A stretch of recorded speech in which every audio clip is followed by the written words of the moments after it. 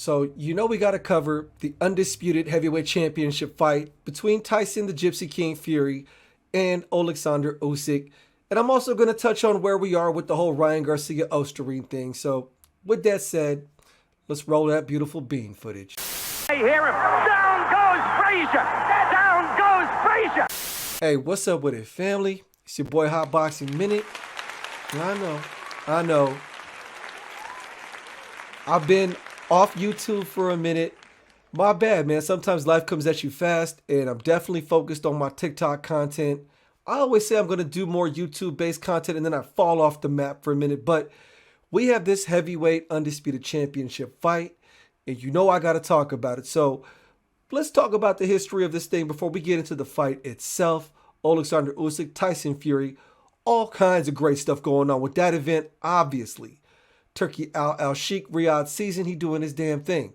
Now, just to let y'all know, for those of you who aren't aware, so when it comes to the Undisputed World Heavyweight Championship, we haven't actually had an Undisputed Heavyweight Champion in boxing since 1999, folks. That's how long it's been since boxing has seen one single undisputed entity, and that was Lennox Lewis.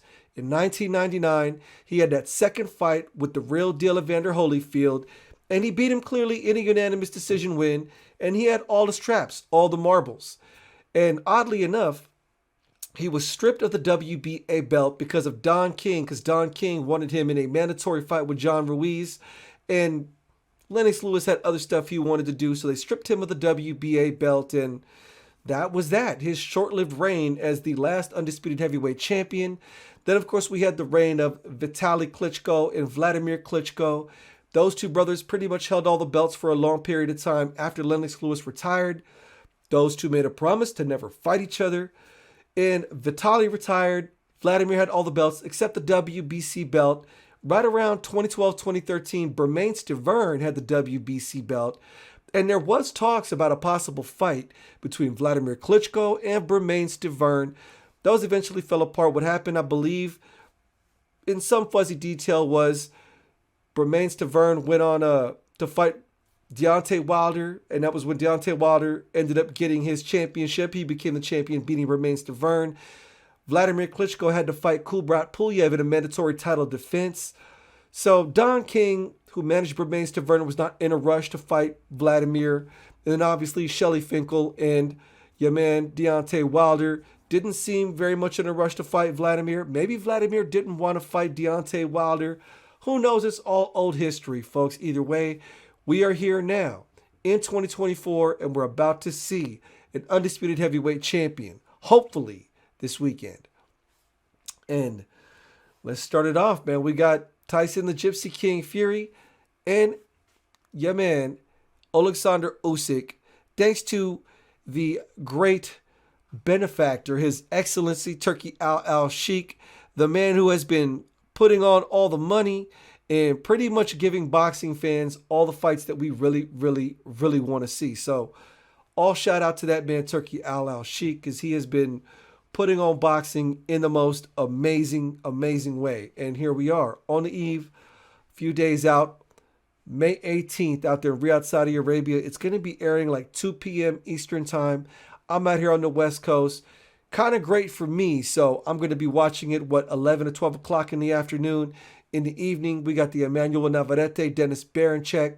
They're going to be fighting for the old belt that was vacated by Devin Dollars Haney.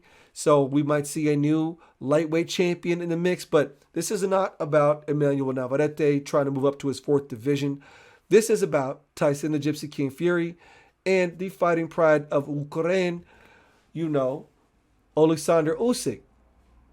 Now, as it stands right now, the betting lines are basically even. I think there might be a slight betting favorite in favor of Oleksandr Usyk, and these betting lines are swaying back and forth hourly. If you look at the polls online, people are pretty much split 50-50 on how they view this. The general boxing rule of thumb in a situation like this, it's an old saying, is that a good big man beats a good little man. Will that happen in this time?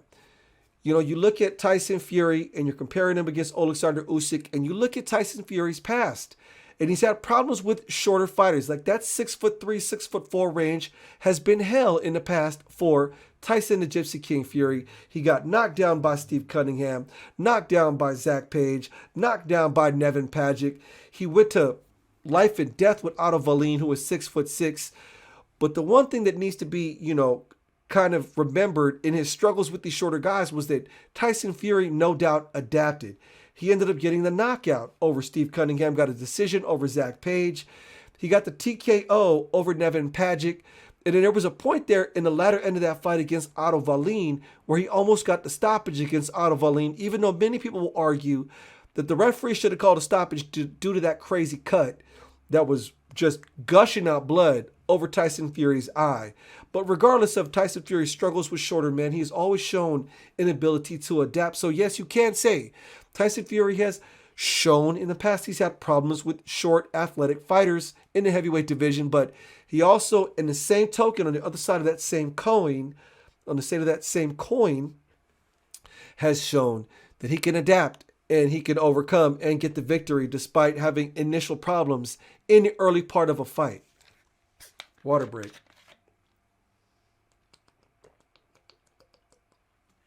And then, of course, you have Oleksandr Usyk, the Olympic gold medalist. Let me see if I can pull up his stats here real quick. Did I not already have? Yes, okay. So we do know Oleksandr Usyk was an Olympic gold medalist.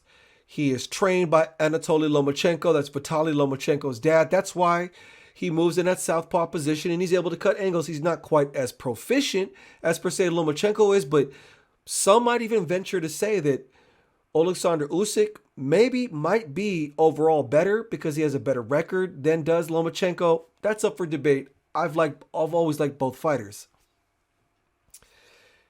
Your man, Oleksandr Usyk was the undisputed cruiserweight world champion, and he was on a tear. I mean, he did the World Boxing Super Series, or what was that tournament, if I'm not mistaken? I think it was the World Boxing Super Series, or the whichever one, the one where he fought Maris Bradis and he fought Marco Huck. He ended up getting the unanimous decision win over Ryan Garcia. Beat Tony Bellew up ridiculously, essentially got the knockout stoppage. The referee jumped in and kind of made him stop. And then he decided to move up to heavyweight. He had those shaky performances against Chas Witherspoon. Derek Chisora was kind of giving him hell on wheels.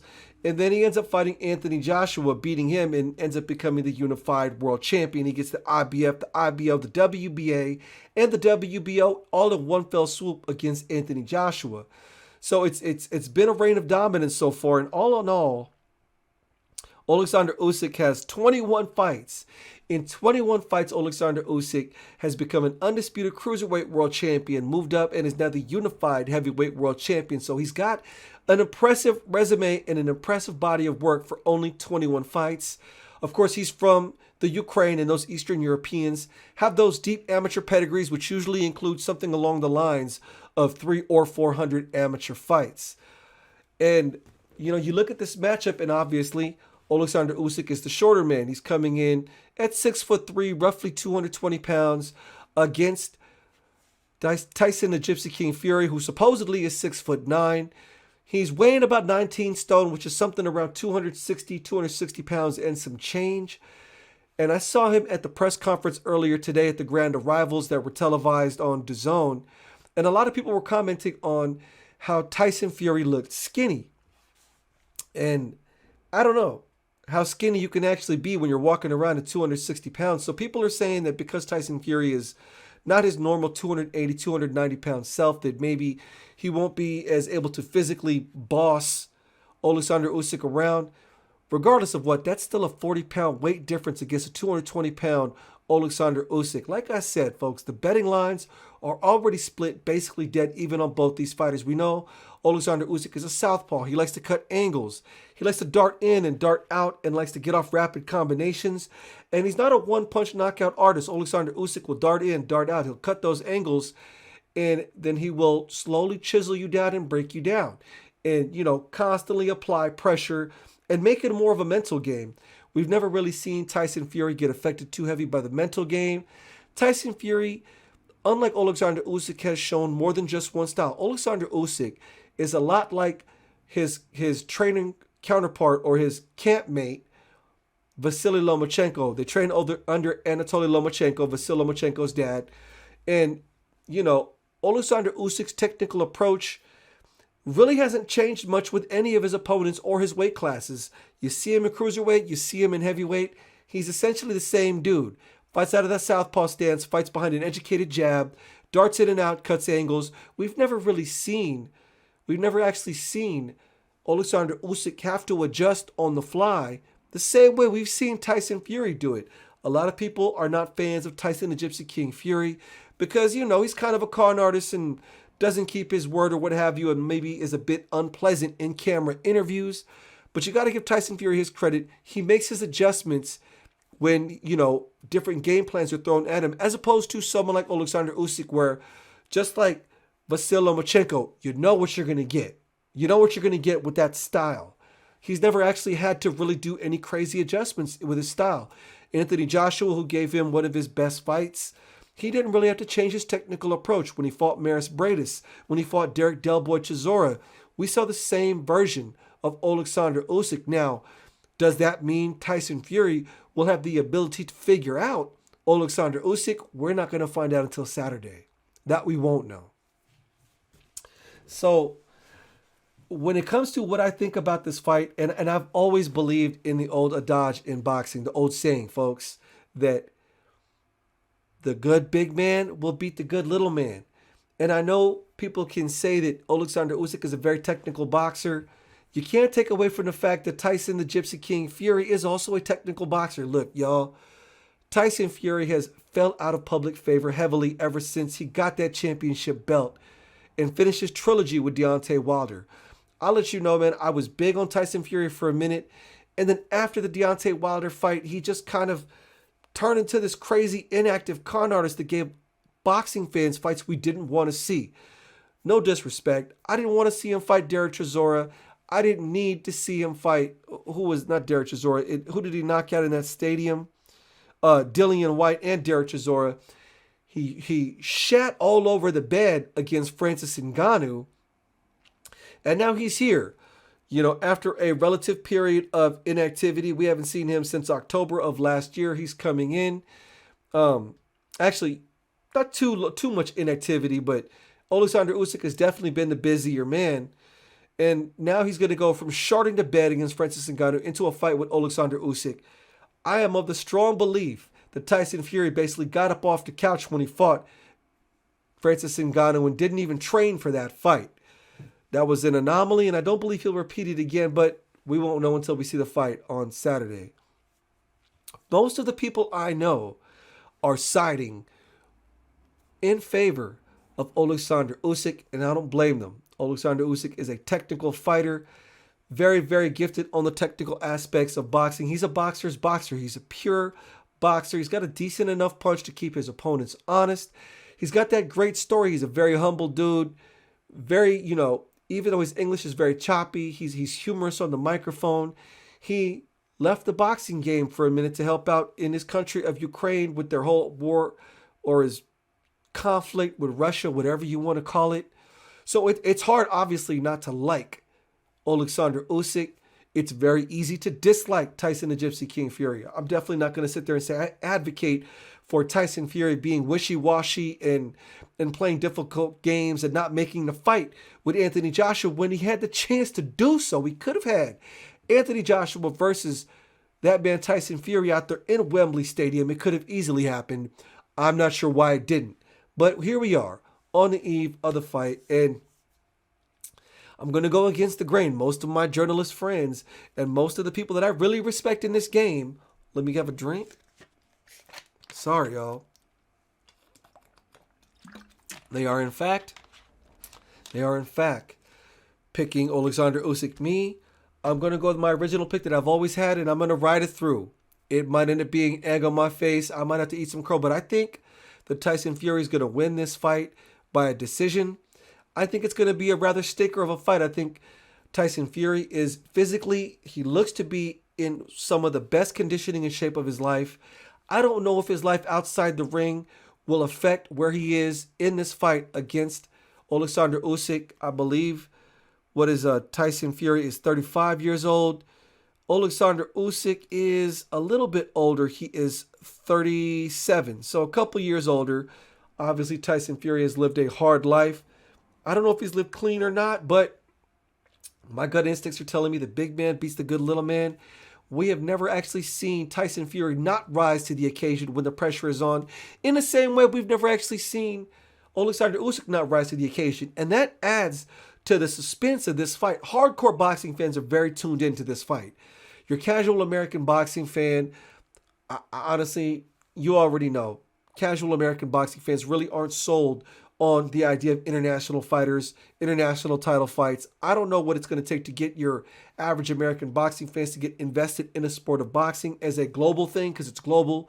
We got stars like Naoya Inoue, stars like Anthony Joshua, stars like Vladimir Vitaly Klitschko in the past, and currently we've got Oleksandr Usyk from the Ukraine. And we obviously just had last weekend's performance by Vasily Lomachenko. There's a lot of fighters from outside the U.S. that have huge followings, and they have amazing fights. So it's a big fight to me. It's a big fight to boxing purists. I'm going with Tyson the Gypsy King Fury by a split decision. All right, I'm going to throw it out there. I'm going with him by split decision. I think it's going to be a close fight. But I believe that Tyson Fury will pull it out. I do believe that they will have a rematch, and I don't know what's going to happen after that. But I'm going to go with Tyson Fury by split decision for hell or high water. Do I think Oleksandr Usyk can win this fight? Yes. I seriously do. Do I think it's going to be hard for Tyson Fury in this fight? Yes, it's going to be hard for both fighters. But I'm still going to go with Tyson the Gypsy King Fury by decision. Boxing community, as far as this first undisputed championship title fight that we've had since Lennox Lewis versus Evander Holyfield in 1999. Who do you think wins between the unified champion Oleksandr Usyk and the WBC champion Tyson the Gypsy King Fury? When they fight this weekend in Riyadh, Saudi Arabia, let me know in the comments section, y'all. Let's chop this up. By the way, have you not already hit the like button? Hit the like button, y'all. What are we doing here? The crazy part is I have to keep advertising that. Hit that like button. Hit that like button. Y'all, hit that like button. One more thing I wanted to touch on. Since everybody wants to talk about it, Ryan Garcia, right? One of the new faces in boxing in theory, or at least we thought he was going to be when he got that amazing career-defining win over Devin Dollars Haney on April 20th. Turns out he tested positive for his sample that he submitted to VADA the day before the fight, April 19th. Tested positive for Osterine and the presence of nandrolone. They later have retested that first A sample, and there was inconclusive for the presence of nandrolone. So we're dealing with the Osterine sample. It tested positive for 6 nanograms per milliliter. According to the New York State Athletic Commission, there is zero tolerance for any presence of Osterine allowed in your sample when you submit it to VADA. The Nevada State Athletic Commission allows the presence of 0.1 nanograms per milliliter. Either way, 6 nanograms per milliliter is 60 times higher than the 0.1 allowed in Nevada. So we're not even talking about Nevada. We're talking about New York State, zero tolerance. Obviously, the liability is on the fighter. They have to know what it is they're ingesting. Ryan Garcia took to social media very hard, very tough, and he is adamantly claiming that he is innocent and definitely going about it through some strange means, talking about the great conspiracy against him for trying to save all the children, and because he is homies with Trump or what have you. Hey, to each their own, whatever he wants to say in his defense. Ultimately, we have to let the investigation play itself out. What they're waiting for is the B sample. The B sample will be analyzed and run on May 22nd. So currently the boxing world, the journalists, and those in the know are waiting for May 22nd. 9 times out of 10, the B sample comes back positive, folks. If the A sample is positive, the B sample is going to be positive, usually. I can't think of a moment in boxing history when there was a time that the B sample didn't come back positive. If you are a boxing historian, you are more than welcome in the comment section to enlighten me and let me know when an A sample tested positive but a B sample tested negative. Please educate me if you can. In the comment section, I'd love to know. But, if the B sample somehow comes back negative, if it comes back negative, that means that they have grounds to dismiss that A sample findings Ryan Garcia can say, hey, if the B sample came up negative, but the A came up positive, clearly that's grounds to say there was contamination or mishandling of the sample. Now, if that B sample comes back positive, then they go into an investigation. They have to figure out where Ryan got the Osterine in his system. Ryan, if he's very, cooperative with the investigators, he'll be looking at a 6-month ban, which they will retroactively date it from that April 19th day of the finding. So, in theory, best case scenario, if he does test positive, the B sample on May 22nd, he'll be eligible to fight in October, and he's been talking about fighting Errol Spence. Errol Spence is in the middle of litigation with his former trainer, Derek James, who now currently trains Ryan Garcia. And Ryan Garcia and Errol Spence have been exchanging words all over Twitter. So I think that fight has a lot of intrigue at 147 pounds. I'm not even sure if Errol Spence can make 147 anymore. Interesting to see how it plays out. In the meantime, lawyers and litigators on behalf of, Devin the Dream Haney, have petitioned with the New York State Athletic Commission, and they're moving to have that fight move to a disqualification.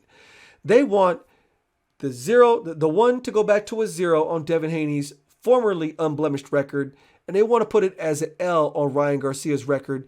It'll all wait until that B-sample findings.